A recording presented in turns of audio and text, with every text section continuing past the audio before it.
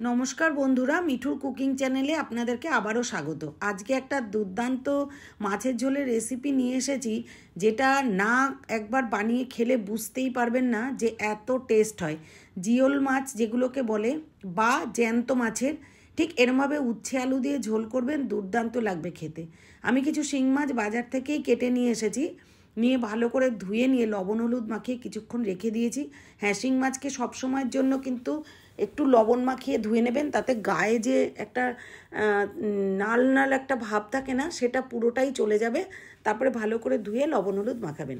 এরপরে কিন্তু খুব ডিপ ফ্রাই করবেন না, একটু লাইট এপিট ওপিট ভাজা করে নিলেই কিন্তু হয়ে যাবে। ঠিক এইভাবে ভাজা করে তুলে নিতে হবে। এরপরে আমি দুটো উচ্ছে নিয়েছি মিডিয়াম সাইজের, 4 টুকরো করে কেটে নিয়েছি এক একটা উচ্ছেকে। তারপরে দানাটা ছাড়িয়ে নিয়েছি। আর একটা মিডিয়াম সাইজের আলু পাতলা পাতলা করে কেটে নিয়েছি। এরপরে 1 চামচ রাঁধুনি সর্ষের তেলের উপরে, সর্ষের তেলটা গরম করে নিয়ে এর উপরে 1 চামচ রাঁধুনি দিয়ে দিলাম। আর দিয়ে দিয়েছি উচ্ছেগুলো। একটু ভাজা ভাজা করে নিয়ে তুলে রাখতে হবে উচ্ছেগুলো, কারণ তা নাহলে কিন্তু মাছের ঝোলটা তেতো লাগবে। এরপর একটা হামানদিস্তা নিয়ে 5টা মতন কাঁচা লঙ্কা আমি থেতো করে দিয়েছি। আপনারা যতটা ঝাল খান ঠিক ওই অনুসারেই লঙ্কাটা দেবেন। এরপরে আলুটাকে একটু ভাজা ভাজা করে ওর মধ্যে একটা টমেটো কেটে দিয়ে দিয়েছি দানা ছাড়িয়ে। তার মধ্যে লবণ আর হলুদ, স্বাদমতো লবণ আর একটু হলুদ দিয়ে আবারও নাড়াচাড়া করে একটু ঢাকা দিয়ে নিয়েছি। তাতে টমেটোটা একেবারেই সেদ্ধ হয়ে গেছে, মিশে গেছে। এর মধ্যে 1/2 ইঞ্চি মতন আদা ঘষে দিয়েছি। আর দিয়েছি আমি 1 চামচ জিরে গুঁড়ো।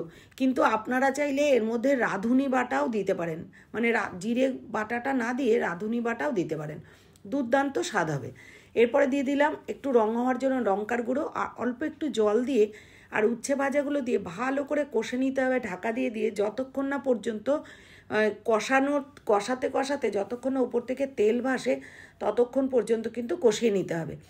ঠিক এরকম করে ঢাকা দিয়ে দিয়ে কষানোর পর এরপরে কিন্তু যতটা ঝোল আপনাদের দরকার হবে ঠিক ততটাই জল দিয়ে দেবেন, দিয়ে বেশ কিছুক্ষণ ঢাকা দিয়ে ফুটতে দেবেন।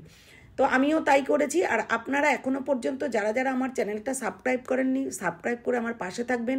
আর যারা যারা সাবস্ক্রাইব করে ফেলেছেন এবং আমার পাশে রয়েছেন তাদেরকে অসংখ্য ধন্যবাদ। ঝোলটা ফুটে যাওয়ার পর দেখতে হবে আলুটা সেদ্ধ হয়ে গেছে কিনা।